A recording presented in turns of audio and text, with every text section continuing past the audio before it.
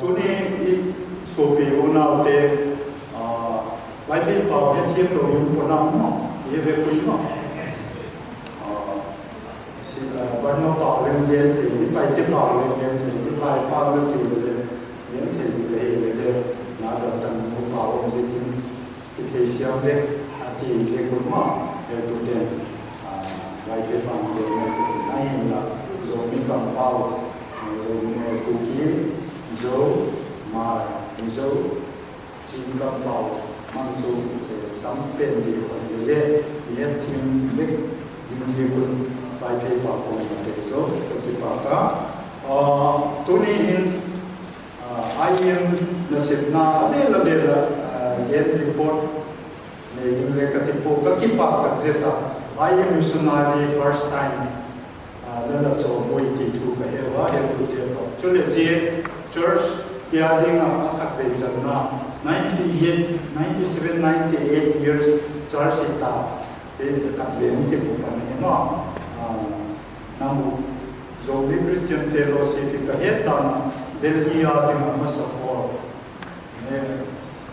ผู้โกศกิน MP ฮิลายามั้งเล็กผู้ดอกตาเนี่ยผู้โกศกินเนี่ยอาดิ่งผู้ช่วยเลยเดี๋ยวผู้พิจารณาอุปาไอคิดที่ปากุมาจิโกลานั่งโจมีคริสเตียนเฟโลชิพได้ละบอลก็อุณาวอิบิสิเตเลยยอซีเลยเรสพิตาเรียนเลยดังอะไรยิ่งชนเที่ยวอะไรยิ่งชนเที่ยวคนน่า appreciate มาคนปากจะมาจุดเลยไอเอ็มมิสนารีนั่นแหละสมเทจิบุญเนี่ยปัจเจียนมีพัตุดัลบานถ้ากินมาสมเซมันกิเลก็ถูกนำกระเป๋าจะมาอย่างละจนน้ำมิสนารีจบว่า first time อาจีค่ะเกี่ยวโฮสเทลวันเดียวมาสอง time มากับมันเหี้ยมั้งกิเลสเดี๋ยวอยู่เย็นสดเลยมีที่จะนำไหนเซมติดตามนี่ที่ว่าผมมาตัวนี้จิโกลาอุนิมาเตวเห็นมุสินเทโลไม่เกี่ยวมั้งเขาเรียน politics เลยเขาเรียน situation เขาเรียนทุจีดานีเลยไอ้เรื่องปากีสถานเรื่องโลเรื่องบางแห่งเขาเรียนเรื่องที่มอตาnatural calamity บางมุมพุทธเทมั้งไอ้โลเลย accident ตุกดานะร้อยปัน report ต้องโมนา medical attention ไอ้โลเลยลูกการกันสังกัดมาเรียนมั่งลูกการนักโกงมาที่ทุกที่บางจุดมั่งการมาสบายทะเลเราไปเที่ยวสิบเดือนบางอินโนเวชั่นทุกที่บางที่ใครเห็นเป็น indefinite war มีอยู่ที่จะกระตุ้นจิโกลมันพาเนี่ย opportunity เนี่ยลูกค้านั่งเล่นที่อันนี้มันพม่าลูกค้า how we can deal how we can live preciously and for the extent of what's kingdom ที่ค่ะมาดูทักทินที่ปากุมิสาตุนีนังมาเลเกมานาเสพนาที่เราปะเทียนลุงลำปูปะเทียนอาดิงะเสพตุเตเสพเทียยุ่งเสพกุลตุนีที่ปาทูอีกเองเบเบที่มาเย่ตุนีจิโกลานังเลเกปะเทียนนี่มิสนนาเสพเทียงมิสนอาดิงะเป็ดเทียงมิสนอาดิงะปนดอกเทียงมิสนอาดิงะเกนเทียงมูเวกัมเนเฮน่าคุณเลี้ยงเจงเตยเพียงเตยมังโลวิฟุนคาเลตัวนึงเลยมันเห็นอ้อมคนพอเห็น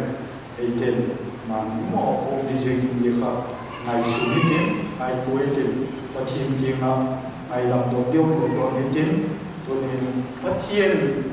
เราพวกกติปุยตัวนี้ปะเทียนเราเด็กนี่ไอตัวเซมเจทูปีเลมังกอมดีว่าตัวนี้ปะเทียนไอสักนาปุยหมอนา importance of fear report ปุยแนวขัดเรียนดีว่าเจเกี่ยงมาสังจนปะเทียนเกี่ยงทุ่งเห็นนาเราจะนำดู let's pray to the Lord แล้วป่าตัวนี้ก็คิดป่าก็เฮเลยอุปยา Udamna Lepeta Jesu Christa ปุกดำบาดิงกับผมนงตัวนี้ละชาติละชาสกินกงตาวะละทิศนะสอบเทียบกับหินวนตัวนี้จีบุลาบักจุ่มหุ่นกิโบยินตัวนี้จะมีคริสเตียนเฟโลชิพเดลีมุนาปัตตัวนี้น้ำมันเดลไกบาตาตัวนี้น้ำมากระสุมดิ่งเออุปินาเตเฮยินตัวนี้คริสเตียนนี่มาก็มององนาเตียวเฮยินตัวนี้น้ำมาเบดิงเลยน้ำมาปัดดิ่งหุ่นคอมเทอุนาเจเจงเตเลปุยคอมเจกินเลยเก่งกิปาทุกคนเย็นเอตัวนี้น้ำมาอาดิงก็คิดเพียงนาเตียวน้ำมาก็ลงนาเตียวน้ำมาอาดิงดินมันก็ในเตียวลปานอัฐกะอุงสองคิดเอกิโทเปียเอบาปุยดินเตนมิมาตินเตก็เทนาวก็เห็นนาวเลตัวนี้ก็มองปูนาเตียวเห็นทักษะน้ำมาลาวดาในสินสักตัวนี้น้ำมาลาวเตน้ำมาคิดเพียน้ำมาทูเลลาดุงจอยอุเตมิวางพาเล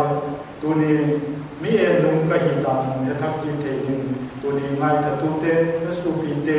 น้ำมันทักกะลุงทิโมทูเกเบนินละปันปินาเลกะตัวเฮเกเสียมาเกนดิตัวนี้ดัลปาน้ำมันทักกะทิโทเอมามะกะเกนโดเตกะสิมดันเตเลกะไงตัวนาเตองมังจาโลกตังไงกะกิขอบเทโวน้ำมันก็อุเตเอปันปินินเตและพัดเทโบนาลงปีนาตัวกะเกลงในนาตัวเอหุดังปากะลปาเซเจสุนกะตัวนี้อาเมนด้านคันไอเอ็มโนติสตกิไซรีพอร์ตนามอลกะเตโนติสเอจัสมินิสทรีออกมาฟิลมินิสทรีออกมาซานีนาโนติสleader pa state secretary field notice apa pata report kam utuk treat le so high brief report bol katin tuni hi jigola pathin nam leke india pumpi setna ap nam leke same thing a guna Delhi toll pe center point capital nam le ke mo puna ye pe te na sa pom sa appreciate le kom bola sacrifice tam tak ne ya alo business ball alo setna ne student alo gaza refugee da nam le meeting chung ke pata leo meeting ilele pathinin toni nang le ke mo pona epekte chango epekte nasar sema bol zong the ding le ama to bola pan la tak the ding na ei do hi ti ko ba chim sema ki pa kumisa notice film tuni tinga missionary te na sepna e pathinin aga so saka brief reporting paningkatin number of state cover ipaku ma Manipur Meghalaya Mizoram Tripura Arunachal Pradesh Assam chule pasakina Sikkim ma Sikkim le ta chul Nagaland number of people group people mi chung tem ni pila ka nasib na so ke 18 oma number of missionary so bugli church le ke akibomin total 64 missionaries notice on kayo chun number of Bible translation project 21 New Testament le Old Testament 3 no to like ongoing process altogether 24 Bible translation project chun tribal hostel ni chak chauma lichur ko ke parna Arunachal Pradesh puroi hostel boys and girls ma lichur ke kale ko ni 2013 to 18 ke kale ko ke khaye จนdaycare center มุนปูปาอุมา notice เอานำเช็คดีเทลเอาเดี๋ยวเราจะกินกับเดี๋ยวที่ปู West Bengal หรือAssam ที่ปุระนี่กันมุนทุกข์เหตุมันสุกันเดี๋ยวที่ปูยี่จูเอจน Church Ministry อะไร State ภาษาที่ไว้กับโคปารุ Church Ministry have to put in a high outkeep. Amaya in detail report on pay the sort of get the chun Tony Munsaki Church Ministry kisema chun program charge to kihe doina ki mama seminar chum couple seminar youth seminar hello mission seminar hello yes to kisai chum no atiya nang le Delhi ni IM te to ki to program le na ni khata ko ka cha chu IM just ministry to ki sai he dan kan Arunachal ko gen Arunachal association church association pani to partnership in ka semo MOU ki sai na to in program chum atiya to ka gen te couple seminar, mission awareness program, youth seminar, women seminar, children seminar, chule tangam here. But in Ema Pujikin notice missionary then target mission in Nepal, IM mission center in Nepal target to fulfill Jova 2024-25 fiscal year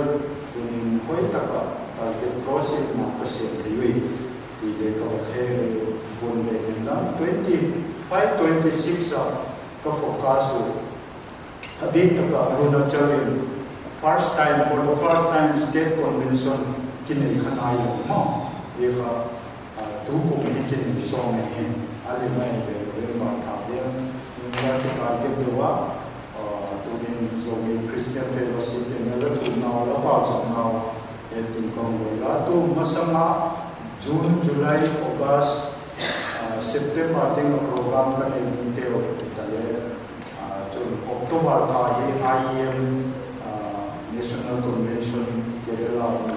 issuing some night to notice a day, representative Chibin Tele, to me, Katil Bonito, a parts of man happy to tunin ituhing sim ladingo le ituhing gendingo Timothy king of Paul Laikha 1 Timothy chapter 4 verse 7 and 8 and also from Old Testament Joshua chapter 1 verse 7 to 9 tutung lui Old Testament Joshua chapter 1 sim masai tutung thaka munni pansana poineu katwa gen na zonal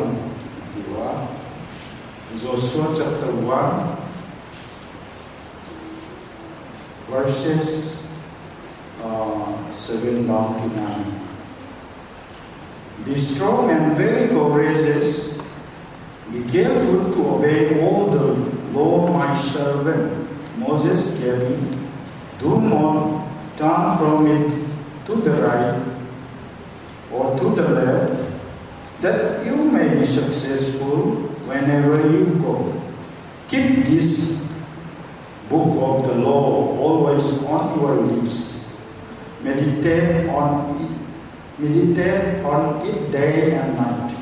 so that you may be careful to do everything written in it. Then you will be prosperous and successful. Have I not commanded you? Be strong and courageous. Do not be afraid. Do not be discouraged, for the Lord your God will be with you wherever you go. Lalpan atwing silan so ichan chitin ma som pik ta hela tutung thak mun khat le sin ki teu ti ki ma so sa pola le kha tho Bunglina Chan Savil Changi. 1 Timothy chapter 4, verse 7 and 8.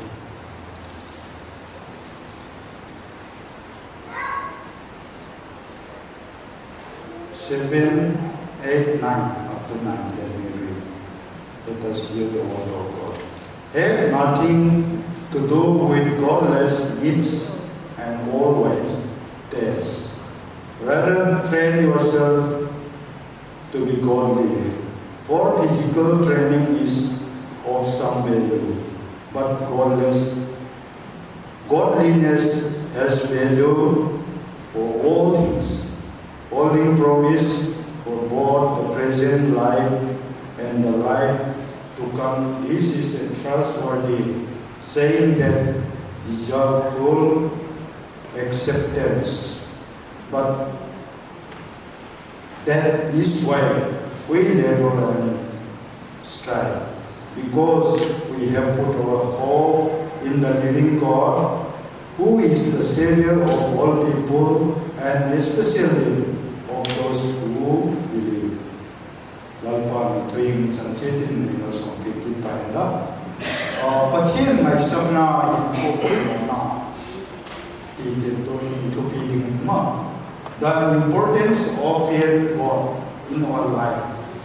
This should be our theme for today. And then from the scripture taken from Joshua chapter 1, Joshua is in Nahan Lao Kin La Lung Lao Kin Lung Lel Kin Kay the Patien Gome Tagahang Takin Chi Moses in Nong Train Gulkan Ang Twil Gulkan Tony politics lang ay lobe taksalama ay ito na lumlaw takiw mo ikang lumlawa sa pre-administration nila imutepo magchen ikoya tatum no lele tonin tilkhabi hedicho patien umahe patien lobe umahe tonin iheu tute izo mite ukite mate ai lobe tuni politician te minister te chief minister ai lobe ei te lampai te auto te imon mu ti pa no le e o tu pi po wa i go pa patien tu pi zo ze ki lu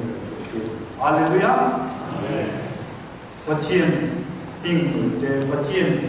ting te ki je bu min ei chok te la ya min par skill be bo la min nge ning e be la min chin ku ki zo mi refugee par ma mi Manipur में auto कोई की लाया में पंगलवे कोई लाया में लुम ना पुतु की मोंका ये जो इलाव दिन तो जो शोकिंग अब मोसेस इन लगे ना तो नहीं दे पची निचे इन ना ये देवली ना ये जो मलाका पची नहीं सकना इनको मत pakhatna bangwala pathin na sangamam di mo prime minister home minister ke Amit Shah Modi ke natai pa de mo no one service no why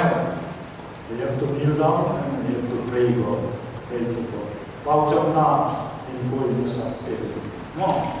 abik taka punin you have to take the challenge no se kai ke bama thinking bama pauchna unlo tunin til phupoi tu phukhiel se yo phukhiel zel yo pathiel ma til ma ibo tunin delhi muna pathiel to ba pathiel to ba mu ma tin a khut tum tam tin ko ni chapo ajek jo taksalam ne ko na ai lo ma ni nadik mai tu chi mai ti ma ayin la pathiel imo na te yaksa na te igen te na te ye ma pathiel ki pa ni to ya ตัวนี้ daily bread ก็สิบมื้อจะมีจะพันยาคุมทุนจ้างโซ่เสียดีเนาะประเทศนี้การนาเตเลประเทศนี้ที่ปากนาเตเลประเทศที่ปากมีเนาะอันนี้เจ๊ตัวนี้บาร์มาจีนอิโซมาลิบูสิมเนาะมันเป็นประเทศนี้ก็สามสิบยังไงก็อยู่ตัวนี้ประเทศนี้บุญสุขจงมีก็เห็นที่ก็เห็น let us not be discouraged let us be courageous in the Lord and that the first step we should take should be pray to God เราจำหน้าตามหน้าหินคู่ทุ่มหน้าหินคู่ตุ้งป่าที่เปียกหน้าหินคู่ไอ้สัตว์หลายเที่ยวดำแล้วก็เป่าจำหน้าตามหน้าหินคู่ประเทศเก็บเป็นหน้าหินคู่มีป่วยหมอนะคริสเตียนหินคู่เป่าจำหน้าหินคู่หินมาเนี่ยคริสเตียนหินคู่เป่าจำหน้าหินคู่บ้างนะดูตัวนี้ก็ที่ป่าไปจงมีคริสเตียนเตะเป่าจำหน้าตัวมาแล้วส่วนนู้นมีส่วนอะไรแล้วจงกุมเจจับประเทศนู้นกุมเจจับเนาะตัวนี้เป่าจำนู้นปาเตตั้งตักตั้งหมดลำก็ขอส่งเลยจานตากันกูได้มาสันตากูขับปกติเป่าจำหน้าเกี่ยวกับไทยเตะเป่าจำหน้าประเทศนี้เลยก็ตัดเลยสิเนาะ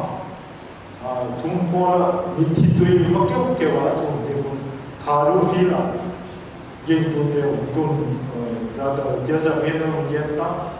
this situation persecution opposition and it was since then 2001 itself we are facing but the Lord is revealing His greatness let us not be discouraged be courageous and be stand firm with prayer we can be a victory we can win the battle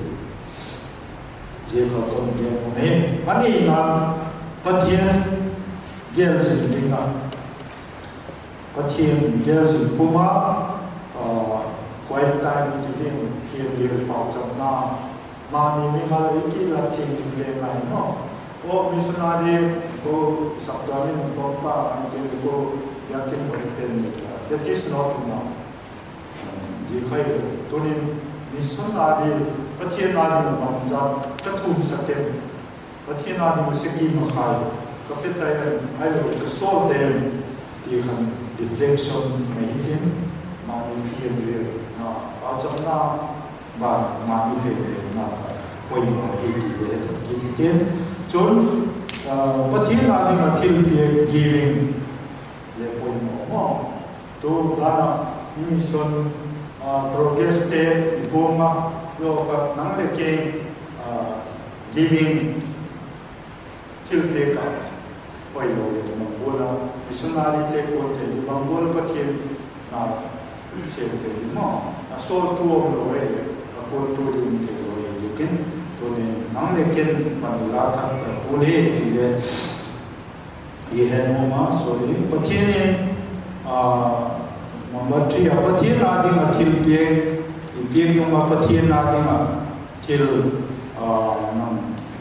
บังโกลาคุณละหมาดติงแฮม how you spend time for giving and how you spend time for fellowship how you spend time for prayer how you spend time for glorifying God that should be our reflection today ตัวนี้โจมีคริสเตียนเต็มบางโบราณประเทศอิลาเบสิกเวนที่เก่งที่เตะลงตรงปุ่มกติมานี่อีกที่ไม่ตัวบาเลยมีเหตุอยู่มั้งตัวนี้นั่งเล่นประเทศน่ะอิเสตน่ะเห็น importance of fearing God how we spend time we should spend time for prayer and our Christian life should be prayerful life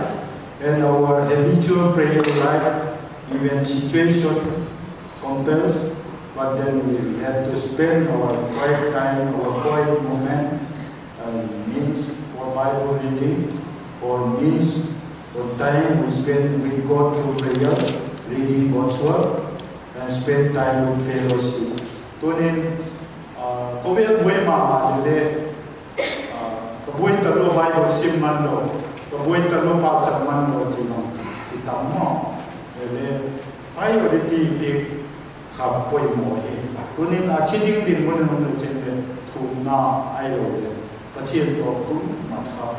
ป่วยหมอเป็นอะไรที่ครับที่มันทัศน์จน